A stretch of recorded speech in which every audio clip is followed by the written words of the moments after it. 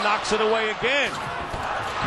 And the long shot missed. Tony Allen on 2 occasions when the Clippers inbounded made it possible for the Clippers to have to throw up a desperation shot.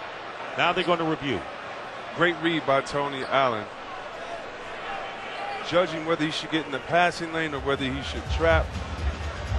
The fact that he knew who the inbounder was going to throw it to, you just have to love the fact that Allen not only is a tough-nosed defender, but it starts with him mentally because he recognized who was wide open. Now the clock kept running. They're going to look to see where the clock was after the shot.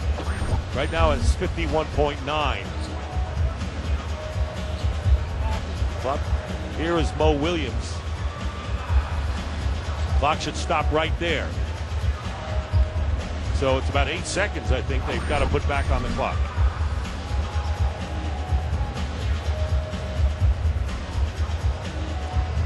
.101 to go. And talk about a game of runs in game 1. Clippers ended the game on a 28-3 run to overcome a 27-point deficit. Game 3, the Clippers ended the game on a 14-6 run. Tonight, the Grizzlies on a 9-1 spurt. Helped by the fact the Clippers have missed 5 in a row since leading by 10. Got to give a lot of credit to the Memphis defense here. You definitely do, and also to everyone from Adati to Cunningham to that bench for rebounding. I mean, when you look at their second chance points, 18 to the Clippers, 0 is just amazing. And for the Clippers to still be up in this game, not having a second chance point is amazing as well. You got to remember the Grizzlies have had severe foul trouble in this game. Gasol was on the bench 12 minutes with 4 fouls. Allen also had 4. We haven't seen Spates in a while. He had 4. So here we go, under a minute to play. Memphis trailing by 2. Here's Rudy Gay. And Kenyon Martin ties him up. Kenyon Martin, who defended Gay, who tried the last shot in game 1. So the Clippers does this. And Kenyon Martin is a big fella trying to check a more skilled offensive player. And you just have to love, like you said, game 1, and he does it right here, coming off the bench, getting a big stop for the jump ball. Against Rudy Gay on both occasions. Jump controlled by Paul. Does he save it? In the air. Bounces off Griffin. And it's going to go Memphis way.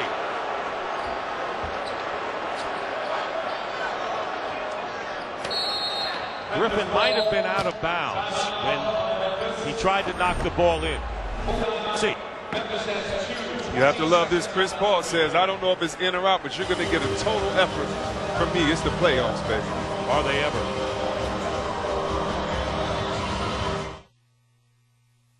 I was the third tree to the left. I even had a line. We got to get the rebound. You don't see, in a lot of ways, the Memphis Grizzlies' fate in the playoffs could be riding on the next 35-plus seconds. You're exactly right. And it's been starting in the 4th quarter, and if they want to take a lesson from the past history, make sure you go inside, make sure you rebound, take care of those tough possessions. All right, so that's the setup now. Grizzlies trailed by 10 with 4:14 to left. 4:14 remaining, and they have outscored the Clippers 11-1. Mo Williams will inbound. He's got Griffin, Evans, Foy, and Paul. I love the fact Marc Gasol, a bigger, heavier guy, is checking Blake Griffin from Memphis. But Blake can use that to his advantage as well. Here's Paul, lays it in. Chris Paul lays it in, claiming he was fouled as well, giving the Clippers the lead, and a timeout called by the Grizzlies. So they have 1 20-second timeout left, trailing by 2. Chris Paul right here, he says, I'm not waiting for anybody to post up. This is my time when I take over. Gets contact, but finishes strong with the layup for his team. Went right around Allen, the tough defender, and Paul now with 19 points. And that was his first points of the 4th quarter. Go back to Rudy Gay. Is he going to get the ball again? In game 1, he missed the jumper with Kenyon Martin defending as the Clippers won by 1. This was the finish. Good defense by Martin. And then in game 3, He had a couple of three-pointers, but needed this three-pointer to bring Memphis home, and he couldn't. And the Clippers again won by 1. Game 3 shot was definitely much tougher. Shouldn't have expected him to make that one. Game that was in his reach. Be interested to see who they go to. So many options. You have the quickness of Conley. Mayo's been knocking it down, and the 2 big fellas finishing inside. Gay will inbound, and Kenyon Martin defends.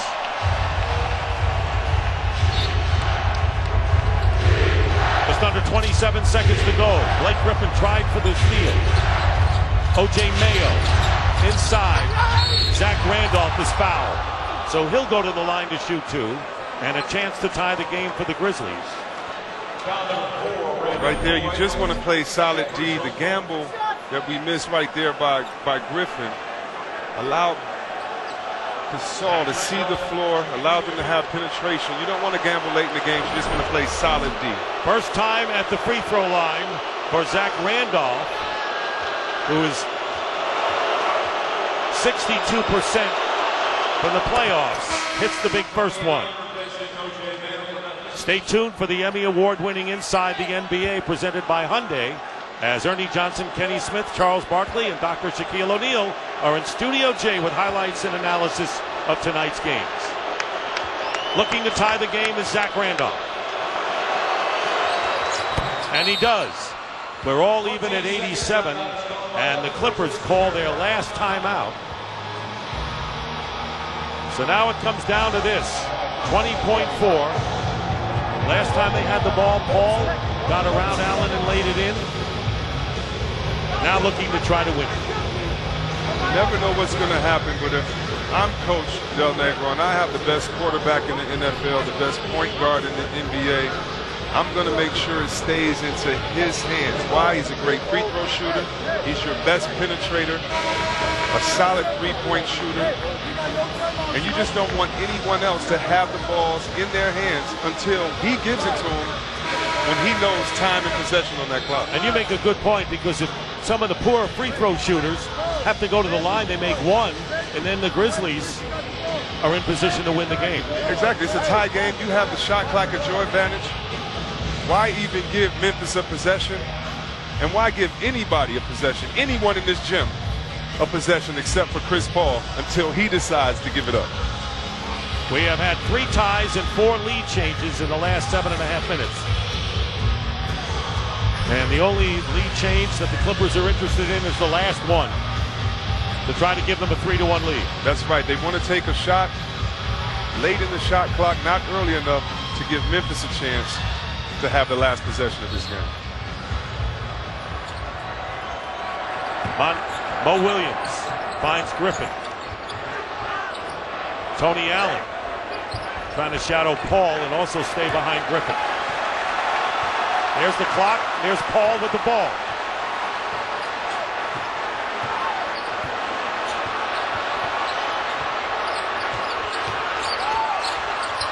Paul loses it. And time runs out. We go to overtime. You're right. Chris Paul wanted to keep it until he found someone open. He couldn't, and they double-teamed him, got the ball away, and we go into overtime. You're exactly right, but we're going into overtime. We're not going into the last possession with Memphis having it right there. He waits till the last second. It's a turnover. He can do that because he said, I'm going to ensure us 5 more minutes of play. Taking the diabetes drug Actos may increase the risk of blood. Clippers, they'll shoot on the 4th foul. Each team with 2 timeouts and a 20. Ball throws it away, try to get it to Foy in the corner, so a turnover starts the extra session. Last 2 possessions, 2 uncharacteristic turnovers for Chris Paul, but you have to give the credit on that play to Memphis and Gasol for getting out there, trapping the pick and roll, impairing his vision, not letting him see his open man in the corner. Conley with the ball. He scored 21 on 8 for 12 shooting tonight. Here is Gasol with the turnaround, air ball, and Reggie Evans saves it to Paul. First weak side duck in, or maybe the second we've seen in this game. Memphis needs to keep doing more of that. Here's Paul, puts the Clippers in front by 2. Paul now with 21 points Here's Conley. Scoops it. Doesn't go, but Gasol is there and he's fouled. Getting good position inside. And Marc Gasol, who was 4 for 8 from the line, going to the free throw stripe. Reggie Evans with the foul, his third.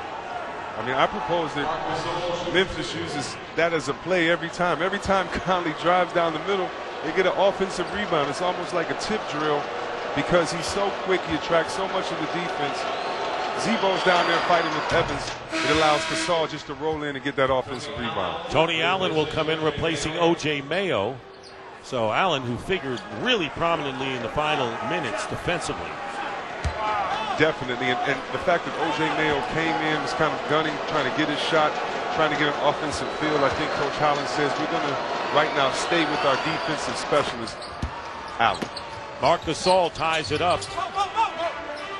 Memphis with a big edge of 20-0 on second chance points. We're tied at 89.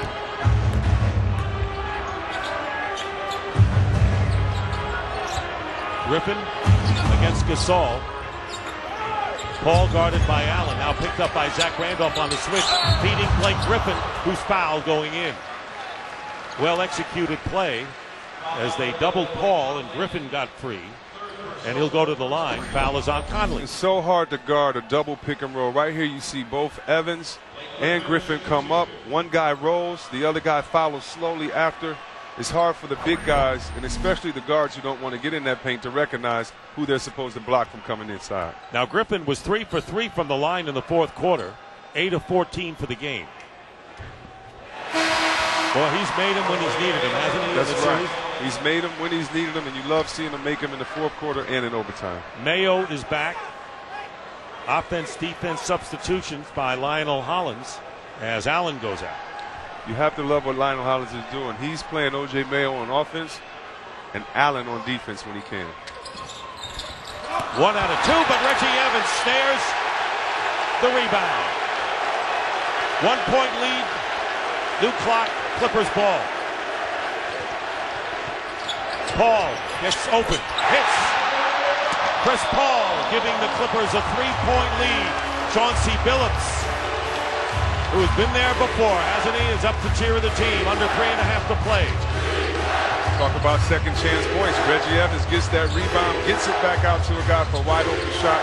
Just a disheartening play for a defense. Steal by Williams. Tipped in the air, no points, nothing called, and stepping on the line out of bounds will give the ball back to the Clippers. But you're right, those are the first second chance points Clippers had tonight. Here's right there, look at that. Reggie Evans just comes in, gets that, and then what happens? A couple seconds later, gets it to their point guard, and those are the plays that hurt right there. You go from being 1 point down to 3 point down by offensive rebound on a free throw. Never should happen. So Paul with his second field goal, and Clippers with the ball in a 3-point lead under 3 minutes to play in the first overtime session. Boyd to Paul. Allen in the game in that defensive stance. Here is Chris Paul, pulls back over Allen. And the rebound by Blake Griffin. Basket counts and a foul. Where have the second chance points been? The Clippers are showing here, getting the last 2 baskets on second chance points. No time like the present right here. Gasol gets a little bit of a push in the back, but it doesn't matter because Griffin is staying aggressive, going toward the basket. And right now is a better time than any to start offensive rebounding, getting easy putbacks to make it easier for your team. I'll say in overtime, and Randolph committing the foul, and Blake Griffin looking for his 30th point of the game. And he connects. 6-0 run. 2:40 to go.